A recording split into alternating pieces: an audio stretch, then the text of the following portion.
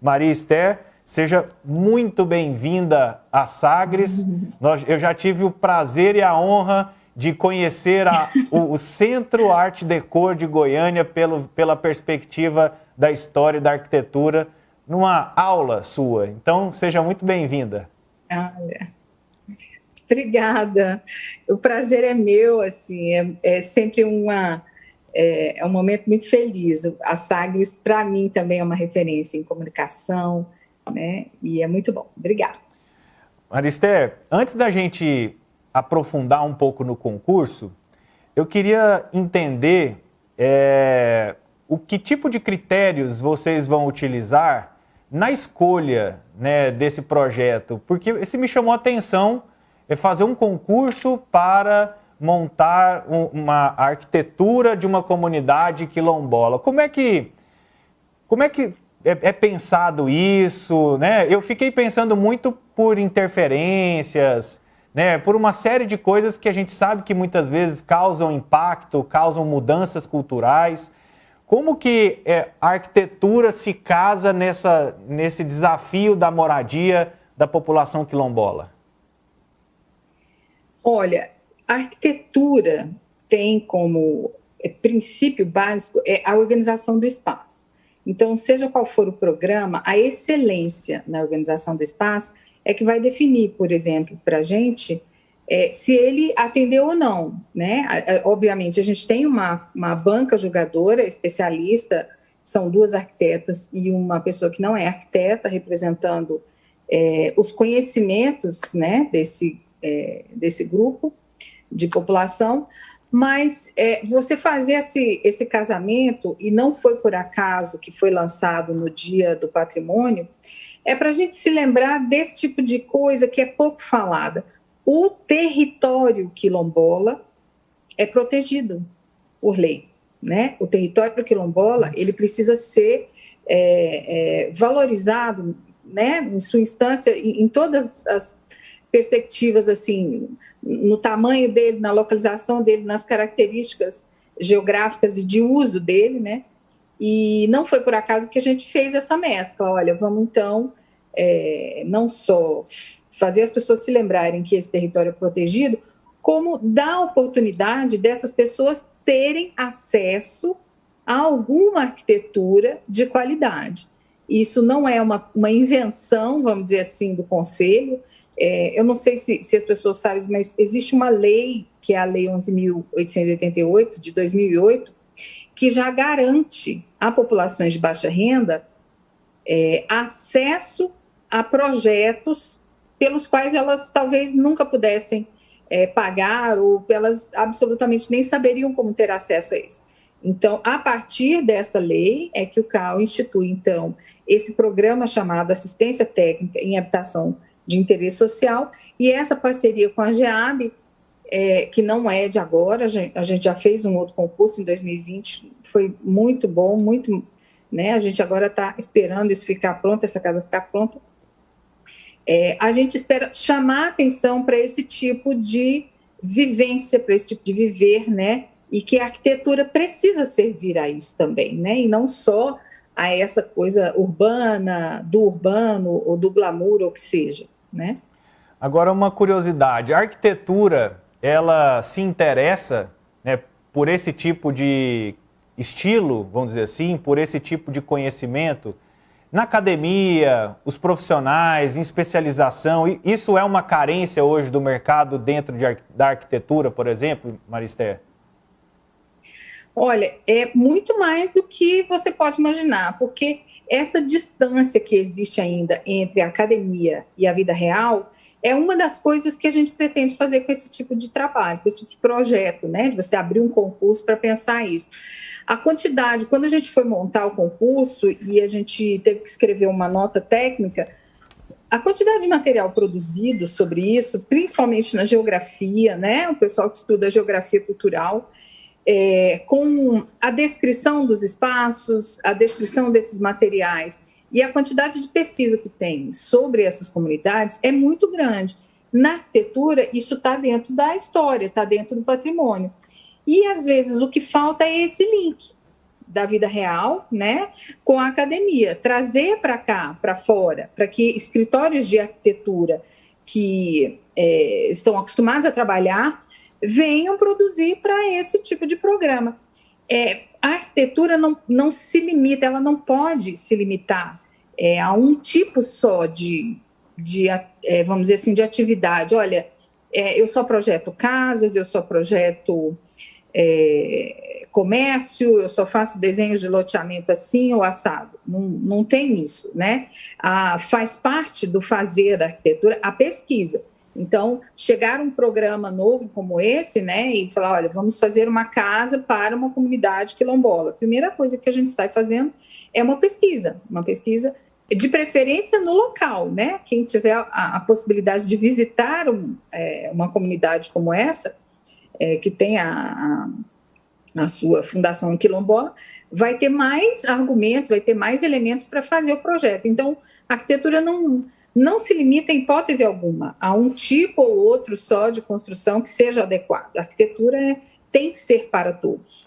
E até pode ser, fiquei pensando aqui, Maria Esther, que inclusive nessa pesquisa pode-se aprender formas de organização do espaço que sejam trazidas para dentro do ambiente urbano, né? Pensando pelo olhar da sustentabilidade, da conexão com o meio ambiente, enfim. É uma demanda que nós temos, a gente debate isso há muito tempo, fomenta esse tipo de iniciativa e talvez essa experiência de uma população que tem uma relação equilibrada com o meio ambiente possa nos ensinar também muita coisa nesse aspecto de moradia e de urbanização. Isso, que tem uma relação respeitosa com o meio ambiente, que tem uma relação de equilíbrio, né?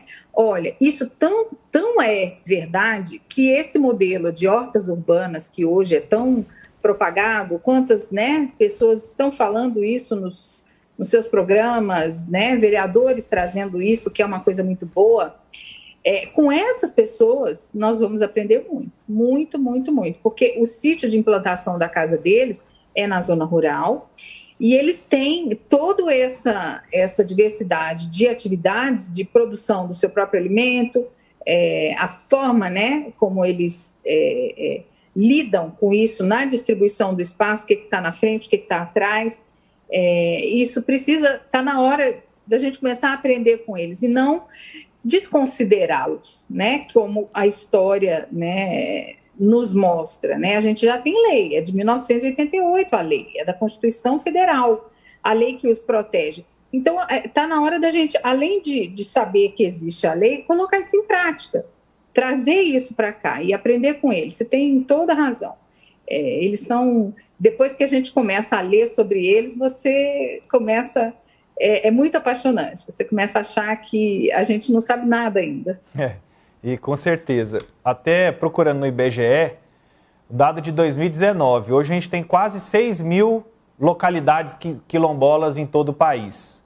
Né? Goiás, isso. A nossa maior referência é Cavalcante, né? Ali a região da Chapada dos Veadeiros. É a maior? É o maior quilombo? Olha, da literatura que nós vimos é o maior, e a gente encontrou também grupos já urbanos em Itumbiara, nós temos em Aparecida, na zona rural de Piracanjuba também tem. Então, esse grupo registrado em Cavalcante, ele é o maior. E assim, uma coisa que eu me lembro de ter escrito lá na nossa nota técnica, e eu fiquei com vontade de querer falar isso todos os dias.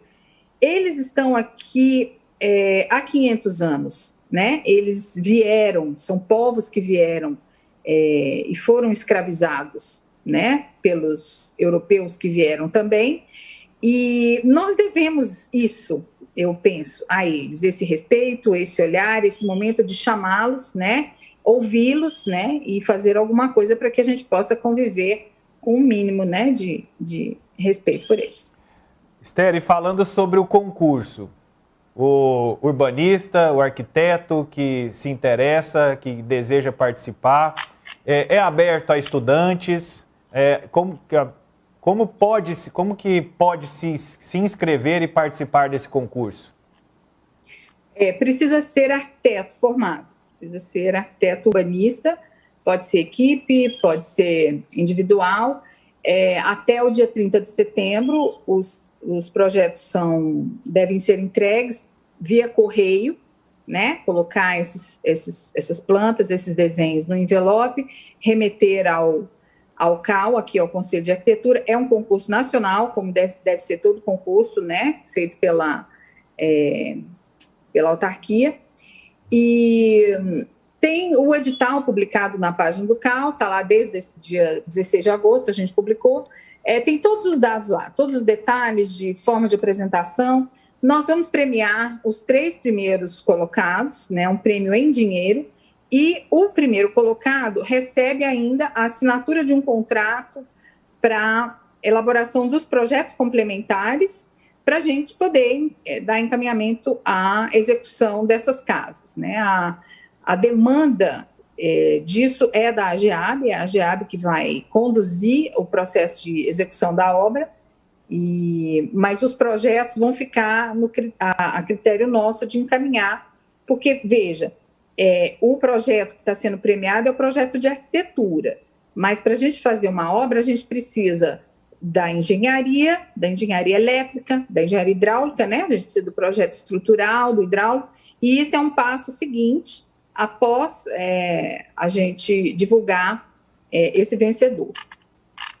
E aí a gente espera que os projetos sejam muito sustentáveis, né, e que promovam aí, aproveitem dos espaços para poder gerar prosperidade, possibilidades e alternativas para que a cultura a cultura quilombola, ela possa permanecer e se manter viva aí na história do nosso povo.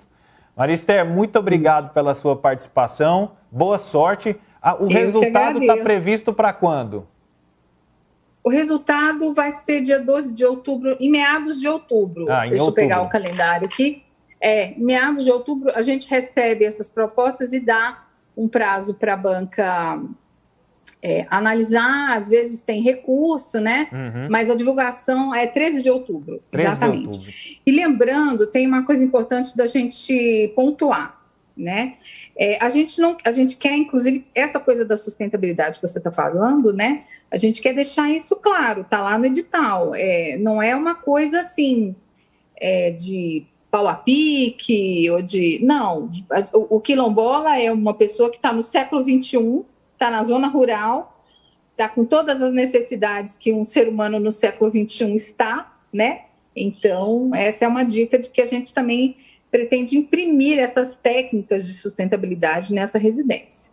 Interessante. Muito tecnológica. Com certeza. A gente fica aguardando, então, dia 13 de outubro, para a apresentação desses resultados e a gente repercute aqui com o vencedor e tudo, e vamos conhecer um pouco mais dessa iniciativa e do vencedor. Muito obrigado, Esther. Legal. Eu que agradeço.